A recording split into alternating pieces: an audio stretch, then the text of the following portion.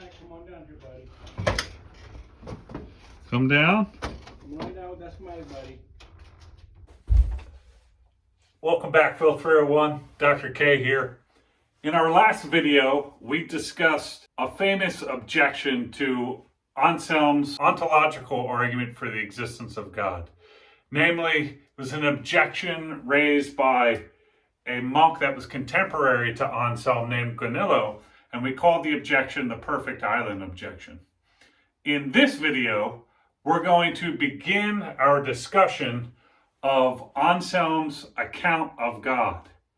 And we're also going to talk a little bit about the reasoning that's behind and through which he derives the account of God that he gives. So the question then is, what is God like according to Anselm?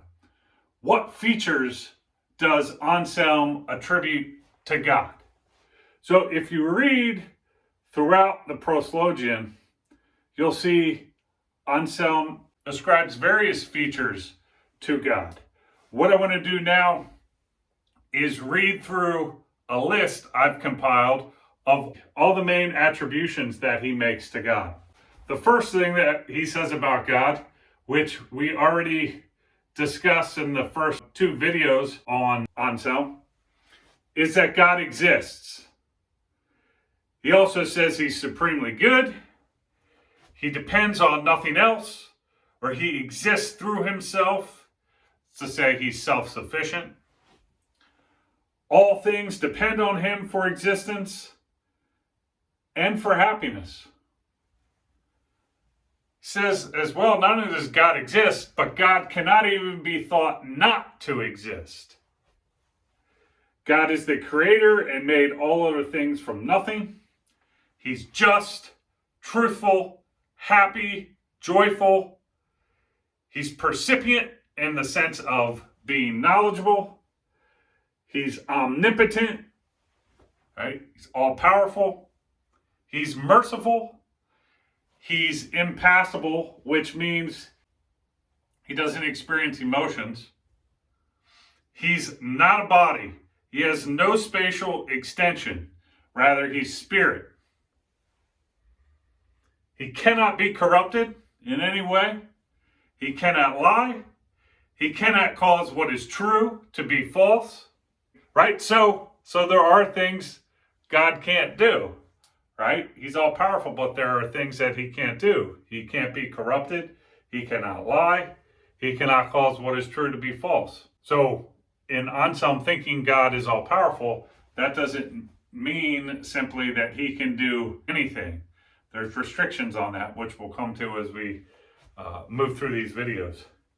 He's living, he's wise, he's eternal, he exists everywhere. He's spatially unbounded, he's wholly present everywhere.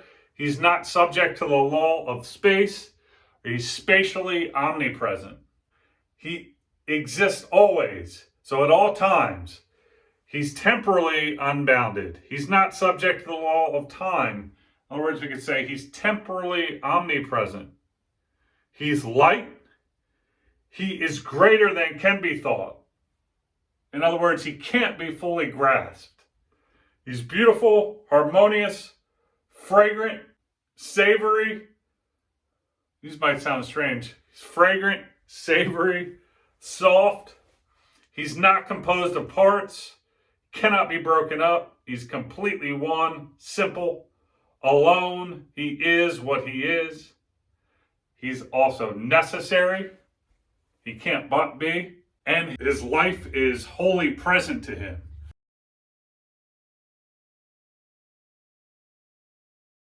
So the way that we experience our life is in parts, right? I have a different experience at one time than I do at another.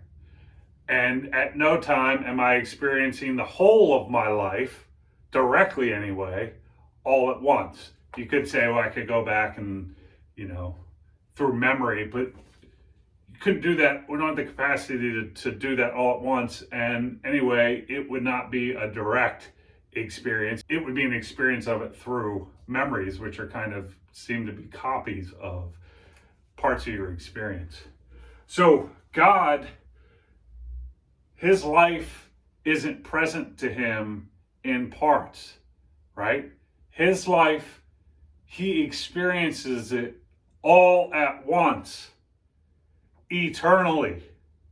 So the comparable way to think about how this would work for a human would be, imagine if from the time you came into being to the time you go out, you don't just experience segments of that, one experience at a time, but you experience the whole thing all at once.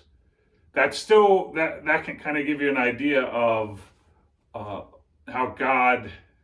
about God's life, or how he experiences life, but it still doesn't fully capture it, because our experience of life has a beginning and an end, or at least a beginning, but God's has no beginning and has no end. So he experiences everything all at once, always.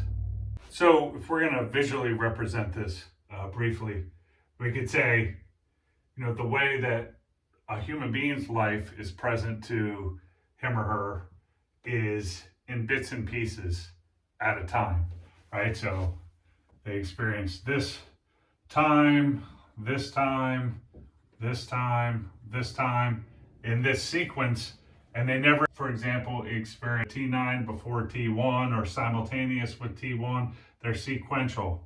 Then they have this experience and this experience and this experience, this experience, and so on. And then if when you're dead, that's it, then that's the end of it, right? So if we take the human being's life to consist in the experiences in all these times, the way the person lives that is moment to moment. Whereas God doesn't experience first one part of his life and then another. He experiences all of his life all at once, always, right? So there is no beginning, no end for God. So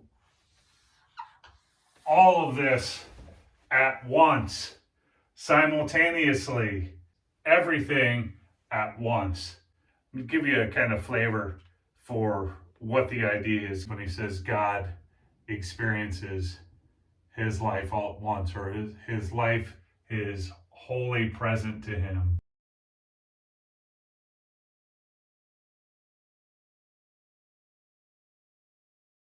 There's more to say on that, but it gives you a taste of it. So, having kind of read through the list of characteristics that Anselm attributes to God, what I want to do now is turn to discussing the reasoning behind which he makes these attributions. So, if you haven't taken a course in medieval philosophy or read Anselm, just stop someone on the street and you say, hey, what are the main characteristics of God? But a lot of people would be able to at least name three. He's all-knowing, he's all-powerful, and he's all-good.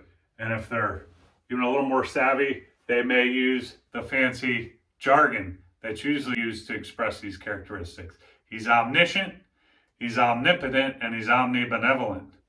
But the question that we're going to turn to now is, on what basis are those characteristics attributed to God? And specifically, on what basis does Anselm attribute those characteristics and all the others in that list to God? So let's have a look at that reasoning now. Wait up, you're out of your freaking mind. We're not done yet. They're going to have some questions about these attributes. Right. Like, for example, how can God be beautiful I got it. and yet not have a body? Okay. Right? Jeez. What's up with that? I And got other things. Don't you think you want to say something about that? Okay, I'll say something. Jeez. All right, so if you look down through this list, there seems to be kind of tension between properties that Anselm attributes to God. Well, first off, there seems to be questions about what these attributes consisted, and second of all, there seems to be tensions between them. For example, as you know, that guy pointed out, carry on. How could God be beautiful and yet lack a body? What's going on there?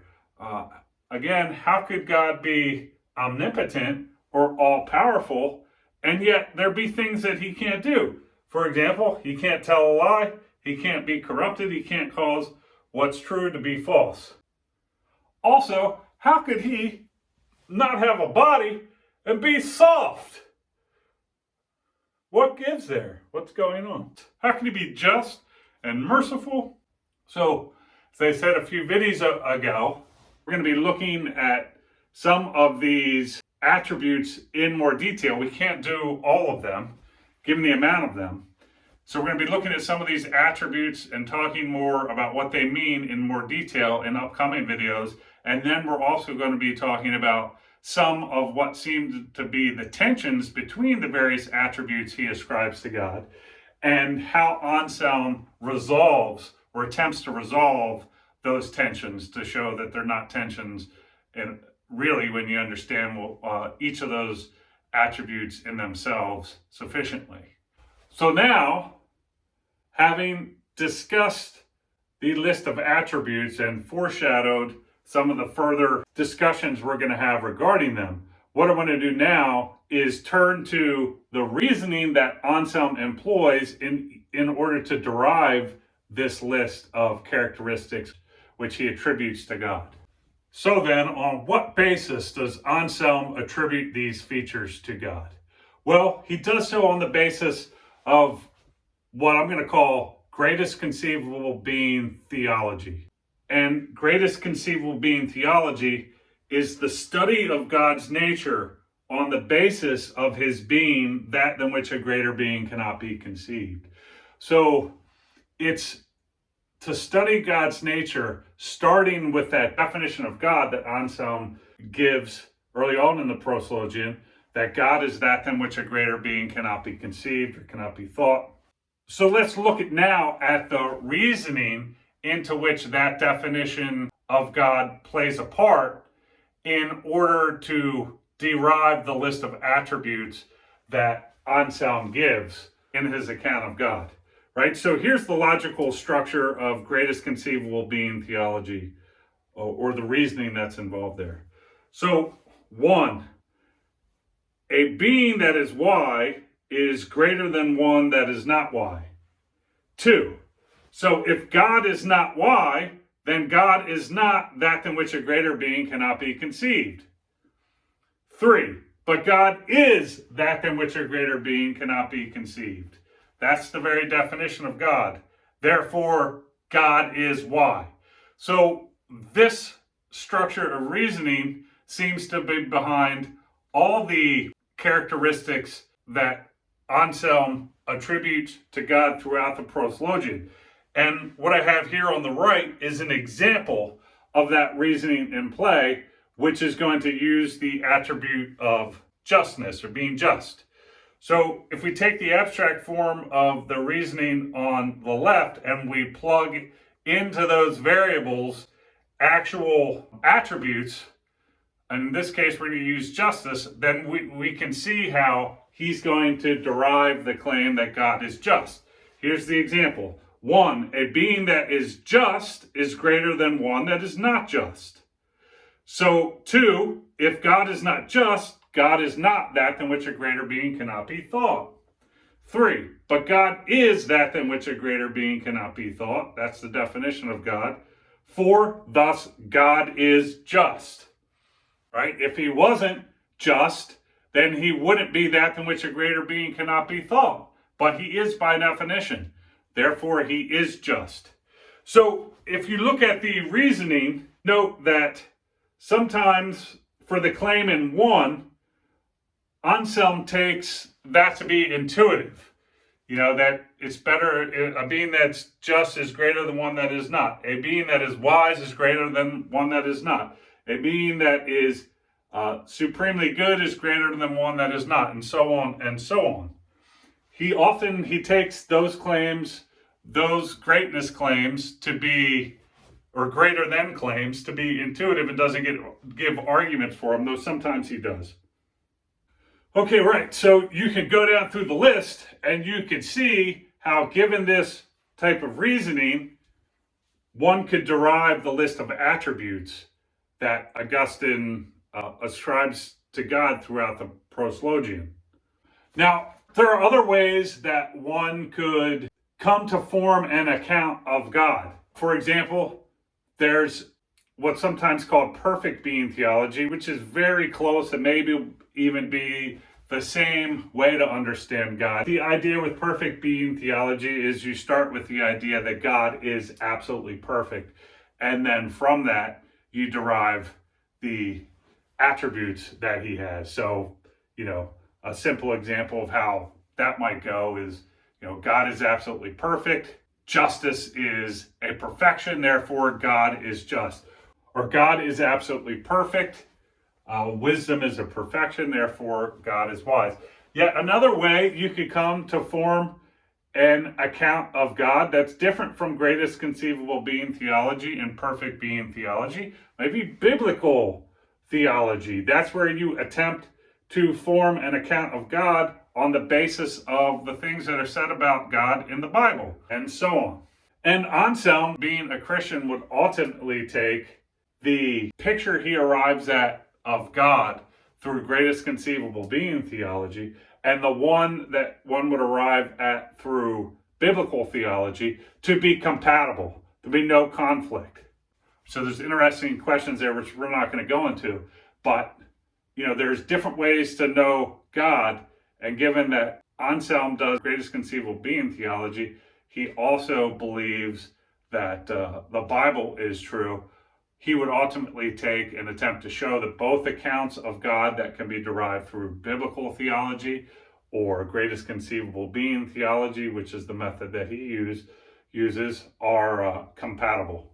So in this video, we discussed Anselm's account of God, the list of characteristics he attributes to God throughout the Proslogion. And we said a little bit about them. We talked about how they could seem to be in tension. We're going to go into that further. But we also talked about the reasoning behind which he generates that list, which we're calling greatest conceivable being theology. In the upcoming videos, we're going to pay special focus or attention to some of the characteristics that Anselm attributes to God. Specifically, we're going to look at and go deeper into what it means for God to be spatially omnipresent, temporally omnipresent, and simple. And in the next video in particular, we're going to focus on his claim that God is spatially omnipresent. So what does that mean, and how is that different from other ways of being present? That's what we're going to look at in the next video. So I'll see you in the next video. Dr. K out.